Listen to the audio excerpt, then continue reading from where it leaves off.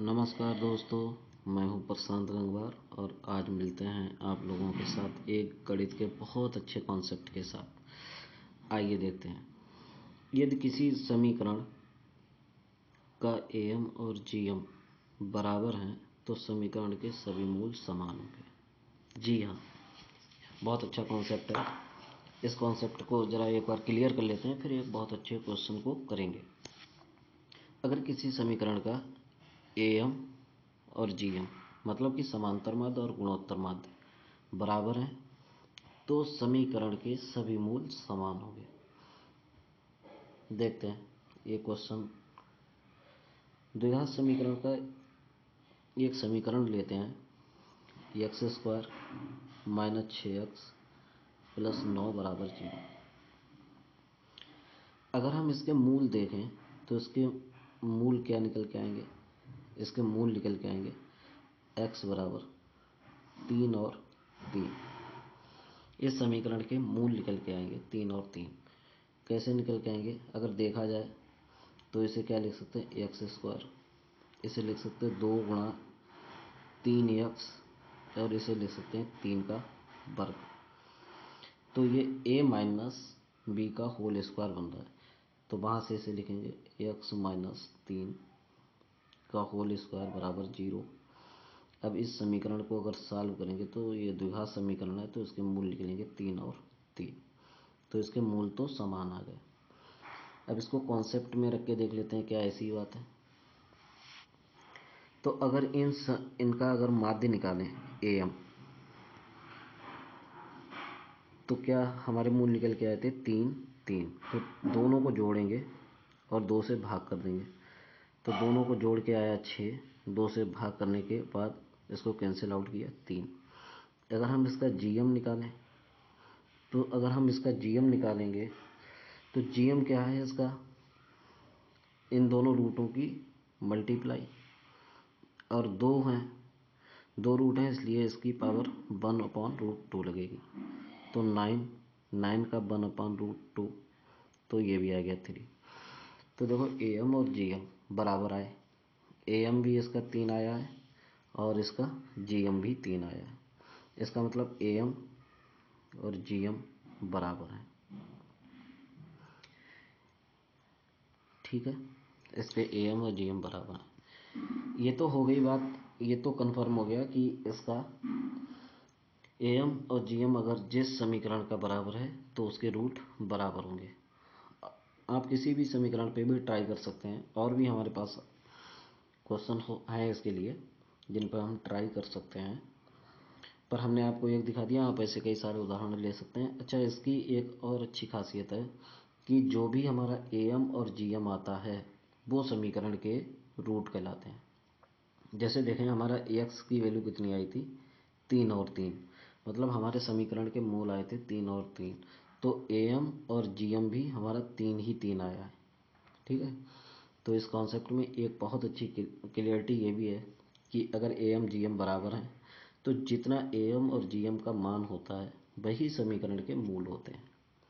ठीक है, कन्फर्म हुआ? अगर ये कन्फर्म हुआ तो एक बहुत अच्छे क्वेश्चन के साथ हम लोग मिलते हैं। आइए देखते हैं उस क्वेश्चन को। अच्छा, एक चीज़ और भी हम आपको बताते चलें, ये केवल द्विघात समीकरण के ही लिए नहीं है। ये चाहे त्रिघात समीकरण हो, चाहे चतुर्थ घात समीकरण हो, जो भी जैसा भी समीकरण हो, अगर उसका एम जीएम बराबर आता है तो वो समीकरण के वही मूल होंगे, और वही उसके जितने भी, अगर त्रिघात का है तो त्रिघात के जो भी एम निकल के आएगा वही तीनों रूट्स होंगे उस त्रिघात समीकरण के, और वही चारों मूल होंगे उस चतुर्घात समीकरण के। ठीक है, ये भी इस चीज़ तो बहुत अच्छा कॉन्सेप्ट है। कई सारी चीज़ें इसमें मिलती हैं। अब देखते हैं इस क्वेश्चन को। क्वेश्चन है, if equation x power 4 minus 8x power 3 plus a x square plus b x plus 16 equal to 0 has positive root then a comma b. ये क्वेश्चन मार्क है, मतलब क्या होना चाहिए? ए और बी की वैल्यू इन ऑप्शन में से क्या होनी चाहिए?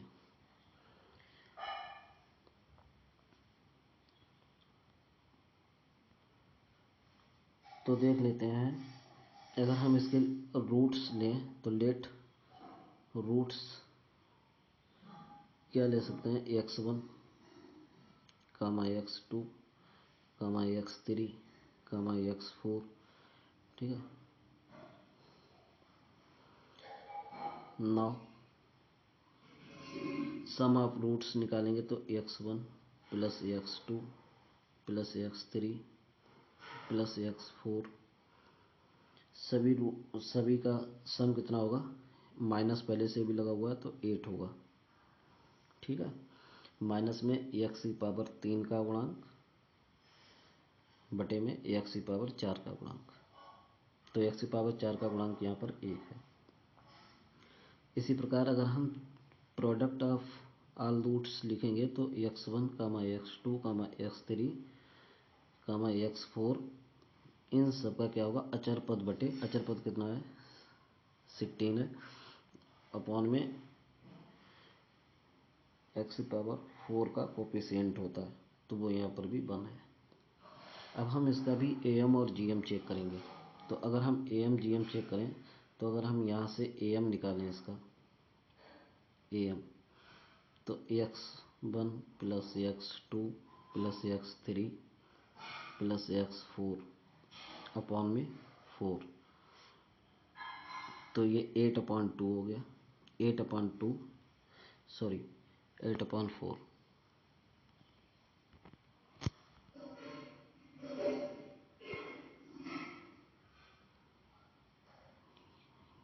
ये कितना आ जाएगा 2।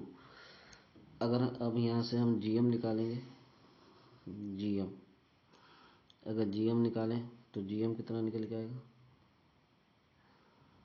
x1 plus x into x2 x3 x4 power 1/4, तो ये 16 है, 16 की पावर 1/4, इसे लिख सकते हैं 2 की पावर 4, 2 की पावर 4 16 होता है, 4 से 4, यहाँ पर भी 2 आ गया। तो यहाँ पर भी देख रहे हैं हम लोग कि am और gm इसका कितना कितना है, एक जैसा आया है, वो भी कितना आया है 2 आया है। तो इसका मतलब इस चतुर्थ घात के समीकरण का एक मूल क्या हो गया हमारा 2 हो गया, बल्कि एक नहीं सभी, तो all root same and equal, ठीक है। इसमें लिख देंगे all root same and equal, hence all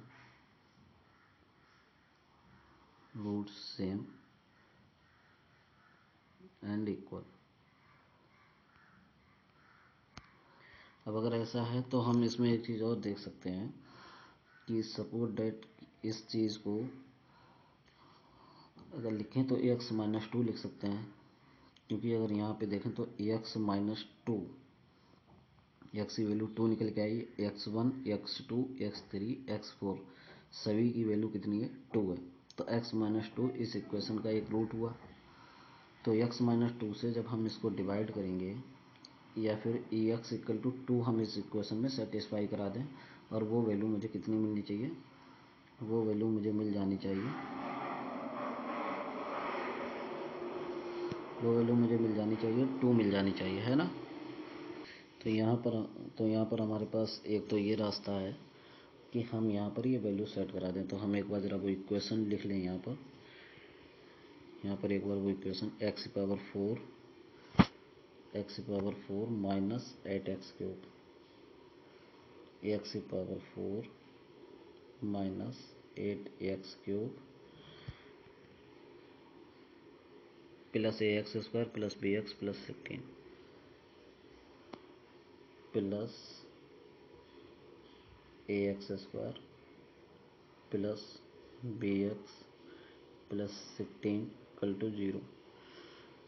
तो हम x की वैल्यू 2 यहाँ पर रखेंगे और 0 के इक्वलेट करेंगे, तो 2 की पावर 4 माइनस 8, 2 की पावर 3 प्लस 8, 2 की power 2 plus b into 2 plus 16 equal to 0।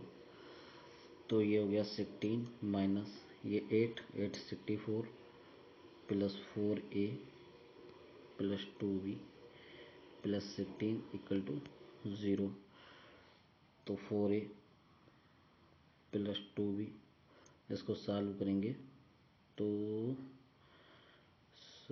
32 आ जाएगा ना, 2 से डिवाइड कर देंगे तो 2a plus v equal to 16। अब आप इसको ऑप्शन से सेटिस्फाई करा के देख सकते हैं ए और बी की वैल्यू। तो ए की वैल्यू, बी की वैल्यू क्या क्या हो सकती है, ये रिजल्ट मैं यहीं पे लिख लेता हूँ। 2a plus B equal to 16, तो 2a plus B equal to 16, क्या पहला ऑप्शन सेट हो जाएगा? अगर 24 रखते हैं तो 48 माइनस 32 16, ये पहला ही ऑप्शन इसमें सेटिस्फाई है।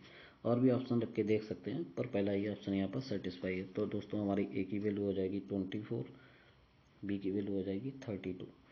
इसके अलावा मैं आपको एक दूसरा कॉन्सेप्ट यहाँ से एक और बता दे रहा हूँ, सेकंड मेथड भी है, वो भी देख लें आप। इसको हम p x equal to x minus 2 हमारा एक रूट आया था, और इस इक्वेशन के सारे रूट इक्वल थे, तो हम फिर एक्स माइनस 2 की पावर 4 लिख सकते हैं, क्योंकि चतुर्थघात का था ना ये। अब इसको हम बाइनोमियल से अगर ओपन करें, तो बाइनोमियल से इसको ओपन करके क्या प्राप्त हो सकता है, 4c2 एक्स की पावर 4, अल्टरनेटिंग चलेगा 4c1 एक्स में एक पावर कम और 2 की एक पावर हो जाएगी यहाँ पे, फिर प्लस 3c2 एक्स की पावर एक पावर और कम, 2 की पावर एक बढ़ जाएगी, फिर 4c3 एक्स की पावर एक और कम, 2 की पावर एक और बढ़ जाएगी, प्लस 4c4 फिर 2 की पावर 4। ठीक है, एक्स की पावर 0 मतलब 1। अब इस चीज़ को अगर ओपन करें तो क्या मिलेगा, 4c 0 ये 1 होता है, तो एक्स की पावर 4 यहाँ पे रह जाएगी, एक्स की पावर 4, 4c1 यहाँ से तो ये रह जाएगा 4, और यहाँ 2 से और मल्टीप्लाई हो जाएगा तो माइनस का 8x, माइनस का 8x, 4c2 तो 4 को 4 3 1 और 2 से 4 डिवाइड हो जाएगा, आ जाएगा 6, तो यहाँ से 6 ये आ गया, 6 ये रह जाएगा, और 2 की पावर 4 का मतलब 2 की पावर 2 का मतलब हो गया 4, 4 की 6 से मल्टीप्लाई 24, तो यहाँ से मिल रहा है 24 एक्स स्क्वायर, यहाँ पे एक्स की पावर 3 है, फिर माइनस यहाँ से 4 बनेगा और यहाँ से 8 बनेगा, तो इसकी मल्टीप्लाई हो जाएगी 8x, इसकी मल्टीप्लाई हो जाएगी 8x,